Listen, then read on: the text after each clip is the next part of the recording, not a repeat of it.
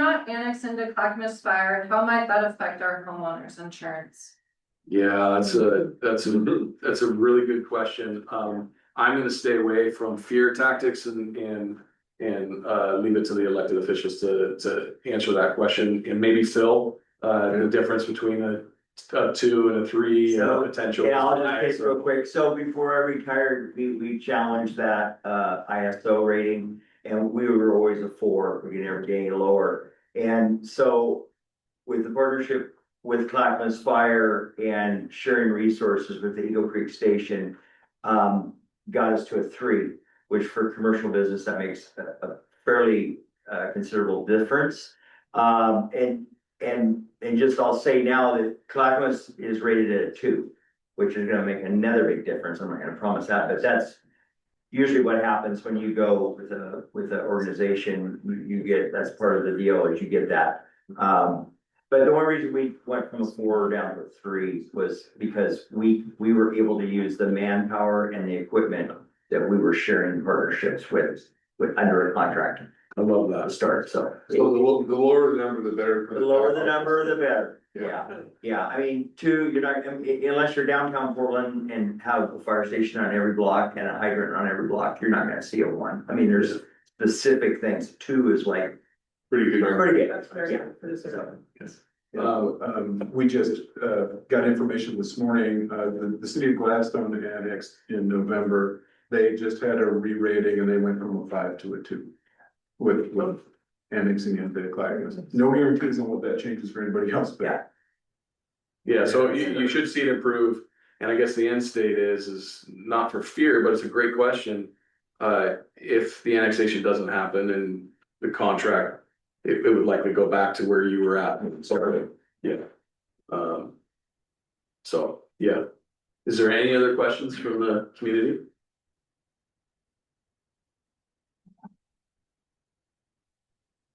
$86 applications for Clackamas or for sand? It's We're 1. Clackamas Fire. So currently, and this is really good because there's some confusion within the community. Clackamas Fire is your service provider.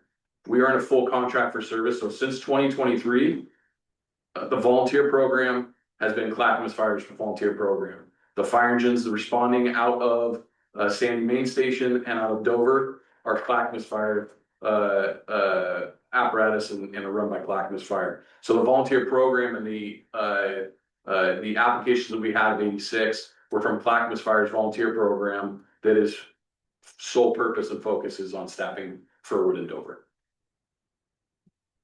And Chief, again, going back, one of the reasons too, just Mike, a little wrap up is that in terms of bringing it forward was we have money that's in Sandy Fire districts for maintaining our equipment. So even though it's Clackamas Fire District personnel, they're still owned by Sandy Fire District, where it's up to us to maintain them, all the buildings, etc.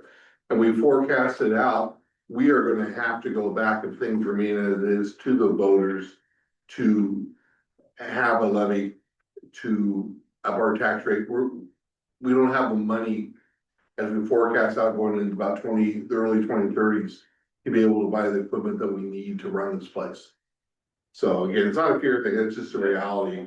The cost of the engines in the last, 6 years have doubled roughly. Yeah, so if you look at the spec of fire engine that Sandy has, or the Clackamas Fire has, pre-COVID, you would expect to spend right around $525,000.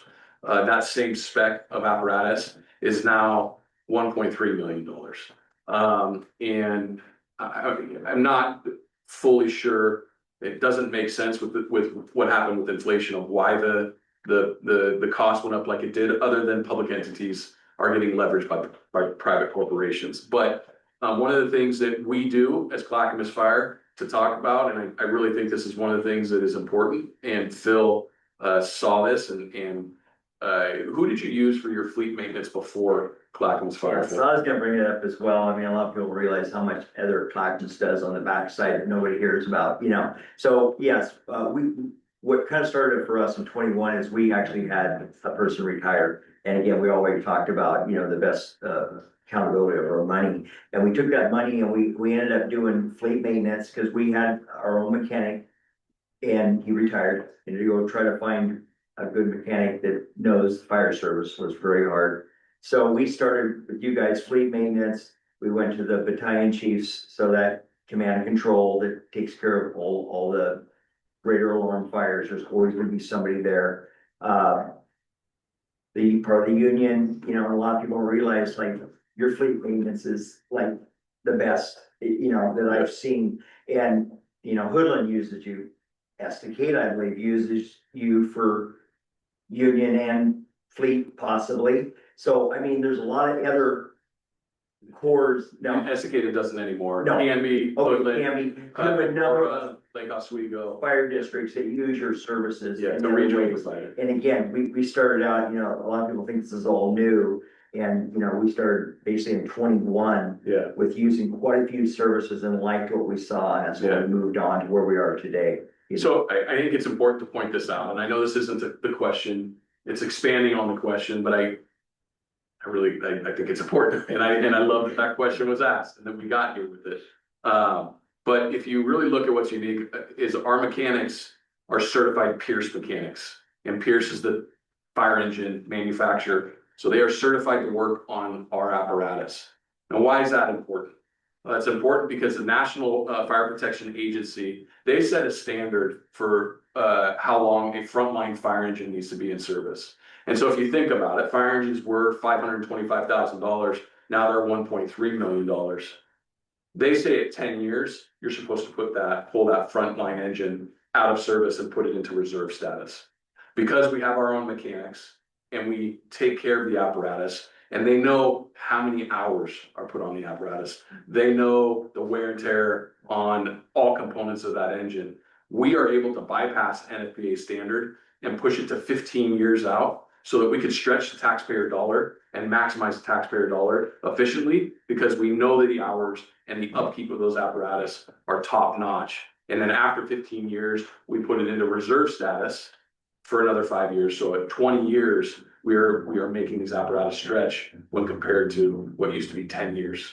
And so, and it is top notch mechanics. And that is why Woodland goes to us, can be, Lake Oswego.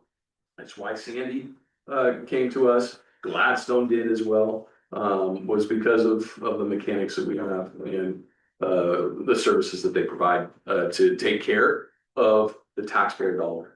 Fiduciary responsibility is our responsibility to maximize the taxpayer dollar, and that's what we do. Another thing that we do that is really, and I think it's important to note, is that we have our own fueling stations. We have fueling cells throughout the Clackamas Fire. So right now, a big question that I've been getting is, well, how bad is fuel hitting you?